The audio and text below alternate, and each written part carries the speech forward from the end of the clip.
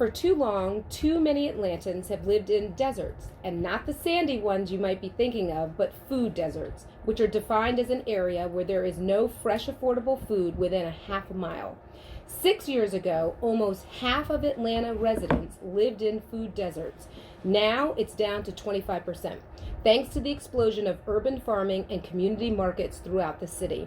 However, we still have a lot of work to do.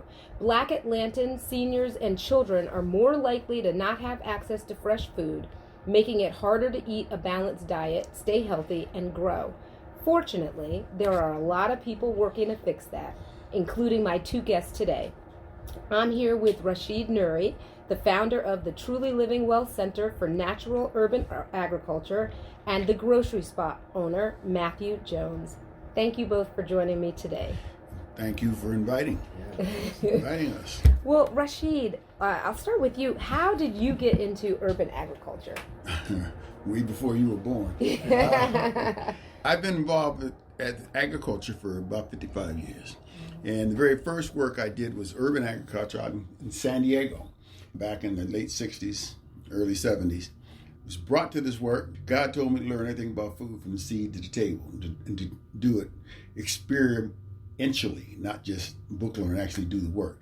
So it's taking me around the world. I've worked in about 36 countries around the world, run large farms, small farms. So the very first work I did was working with children in the school, building local food gardens, and that's where I've ended up with Truly Living Well. So under my leadership, we built the largest farm in metropolitan Atlanta twice. We were down in the old Fourth Ward originally, and then we moved over to West End, but with the help of people we know in common. Yes. Where Truly Living Well actually owns that site as opposed to trying to lease rent as most of the farmers in the city do. There's so many of these young people I call them my children. They don't even know who I am. But how I describe my work, if you drop a pebble in the pond, the people who are right there where the impact was, they know where it came from. But as it gets out to the ripples. Yeah, the ripples go out. You don't know where it came from. And that's good because it's amazing how much you can get done if you're not concerned with who gets the credit. That is very true. I always said that my epitaph, I like it to say that he made a constructive contribution. So at my age now, and with the work I've done, I'm getting confirmations that I have made an impact, and I thank God for that. So I love that about the ripple effect, because it's true. You don't always know when you cast that stone where it's going to lead. So you mentioned that you've traveled all around the world. So can you tell us a little bit more about how that came to be and the kinds of experiences and the things that you've done in different places around the world? We understand your impact here, right at home. Yes, ma'am. But how does that work out into the larger world? When I told you about that first work, what I did in San Diego so many years ago. Then I went back to school, I got a degree in agriculture. I didn't know anything about it. So I figured I at least need to learn the language. Went and got a degree from there and came back, did some more work in San Diego. Then I got a call to come run the Nation of Islam's farms. So I was responsible for 13,000 acres of land. That was the first time I came south. From there, I went over to Louisiana, built a farm, 160-acre vegetable farms, a training site for small farmers. I ran a rose garden. We had 30,000 rose bushes under glass. And at that point, I wanted to know how food is moved around the world. And Cargill does that better than anybody else. So I hooked up with them. That brought me back to Georgia. Ran a soybean processing plant up here in Gainesville. Went to Asia as a regional investment manager. And then finally, I told them when I got there, my goal was to work in Africa. It took me 18 years to get to Africa. Like I said, I didn't want to go as a tourist. I want to go through my work. Dream, and your dreams will come true. Yeah. So I was there. I opened up Nigeria, greenfield there. And we traded, in Nigeria, for example, we traded sorghum, maize, sugar, cotton, rubber, just all those different commodities. And then I worked at the USDA. I had the dubious distinctions of having worked for two African-American cabinet secretaries.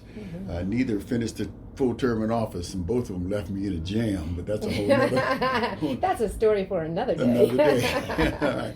Did that, then went back to Africa, Ghana, then I came here to Atlanta and started Truly Living Well. And this has turned out to be the longest I've ever lived anywhere. I've done 36 countries around the world, Asia, Africa, Europe, and the Americas, and it's been a good ride. It's been bumpy, and I'm far from being unbruised. Yeah. But you've seen a big change over all these years with the way that people think about the work, this kind of work, and Absolutely. the respect that it's generating these days. We're sitting right here, right now, at the grocery spot, and so, Matthew, I'm going to ask you, what made you decide to open your grocery store in this specific spot? And we're in Right. we're in the Grove Park neighborhood. Yeah, so I live here. That was the motivation, was seeing that there was no access to food. If we wanted something in a split second, it was the Family Dollar, or if Chevron maybe had some bananas. But other than that, I mean, that's who you're dealing with out here. And so there's no Kroger or Walmart close by to go get all of your fresh food. And so we took out a bunch of student loans.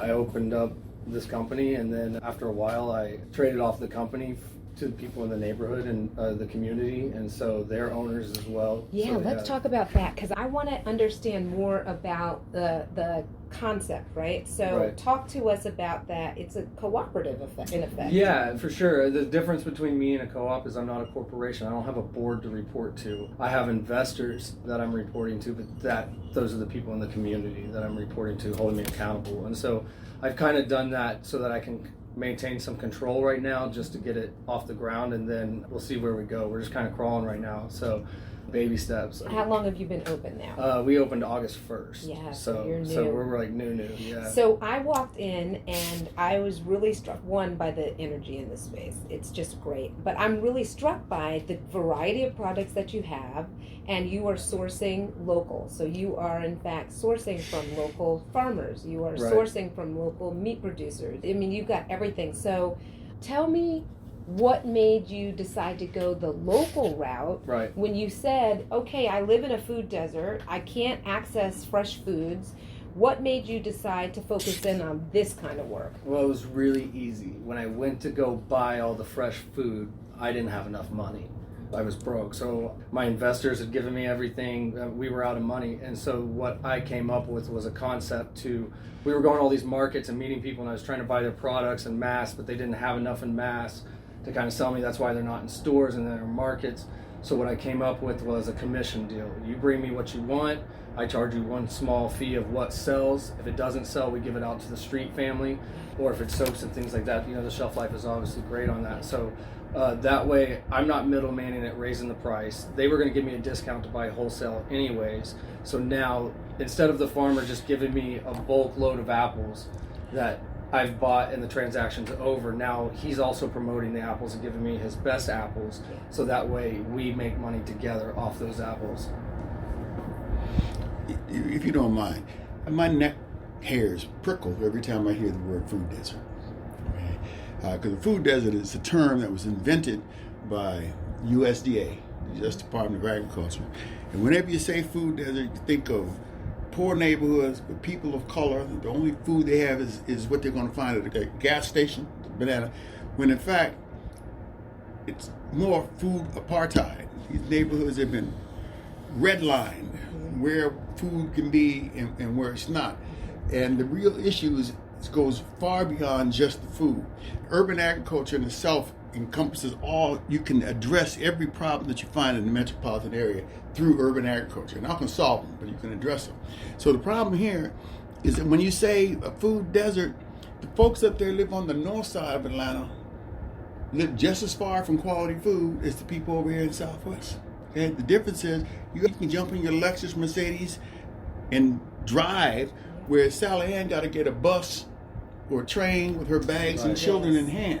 So it's really an economic issue. It's an education issue. It's about jobs. It's about community building, community development, not just a food desert, which immediately puts a color on it. Yeah, I was talking to somebody yesterday saying whenever you say urban, people think black. Okay, I chose to think of food in the community as food abundance. We have to create food abundance, food oases, rather than talk about the deficits, which is a negative terminology. So what I've learned from doing this, which is everybody kept trying to give me their 2 cents on my demographic. What was my target audience, right? What was I going to be expecting? And everybody was wrong.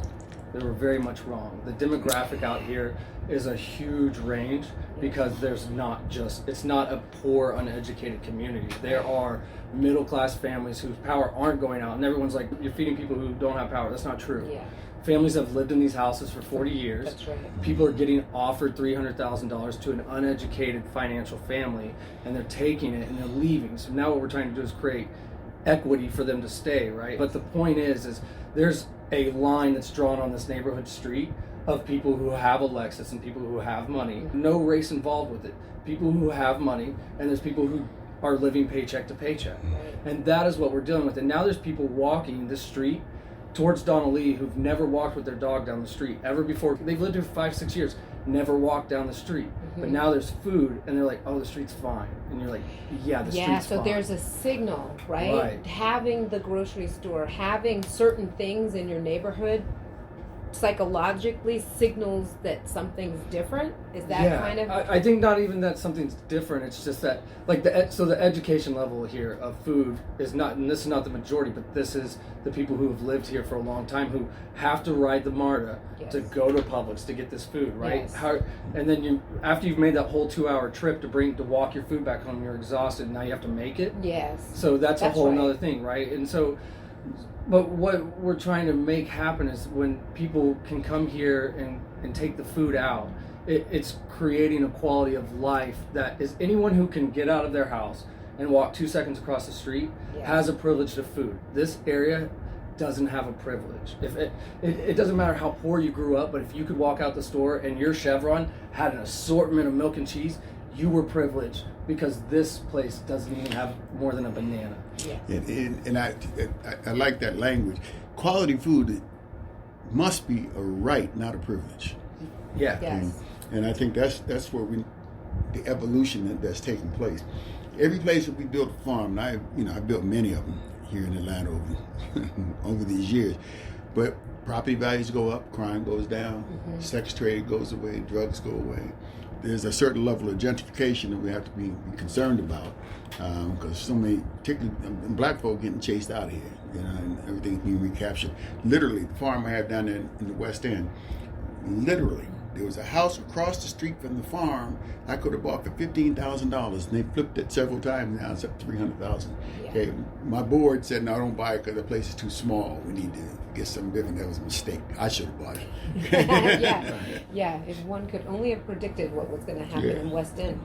But it's really simple to look at, right? Yes. To break down gentrification is this easy, right? We're on Grove Park, Charlotte Place Road. There's a house for sale before I opened my doors. I've been here for 6 months, couldn't open because of the city. Finally got open. The day I opened my door, August 1st, the house has now gone up $52,000. So we gentrified. You can't stop it. It's a machine, and the label's gonna be there because you brought a quality of life up. But you got to be cognizant of it. I mean, 'cause You have to be aware. Yeah. Yeah, so we're already talking about kind of some of the direct impact that you're seeing in the community. So you mentioned people are now walking down the street and they feel safer. Right. You see that the housing prices have already changed. You talked about the same thing in West End. What are some of the other things that you're seeing from your constituents, from the people who you are in fact in service to with your business and with your farm all over the years? People, we've created safe places. Yeah. A lot of the issues that people have to deal with on a day-to-day basis are mitigated for that period of time that they're on the farm. You have people who would never talk to each other before, never found occasion to talk to each other, who will talk because they got something in common, okay, which is the quality food that they're finding on the farm site. Quran says we made you of different tribes so you can know one another, you can learn from one another. And that's the beauty. It's very easy to find something to object to. Yeah. He got a blue shirt on. You wear blue now, ain't nothing to do with you. Yeah. Okay, but that's just not the approach. We can start with the food, and then we can find other areas of commonality and be able to build community. So the subtitle for Truly Living Well is we grow food, we grow people, we grow community. Mm-hmm. Okay, they've changed it since I stepped down, but that's the principle. We grow food, we grow people, and we grow community. And I mean, that's what Matthew's doing here. He's building community. Just tell him it's going to take time. Well, yeah, you're new, but it sounds like You're really marching toward that. Yeah, I mean, we are already kind of, it feels like we've made a change. People are very thankful.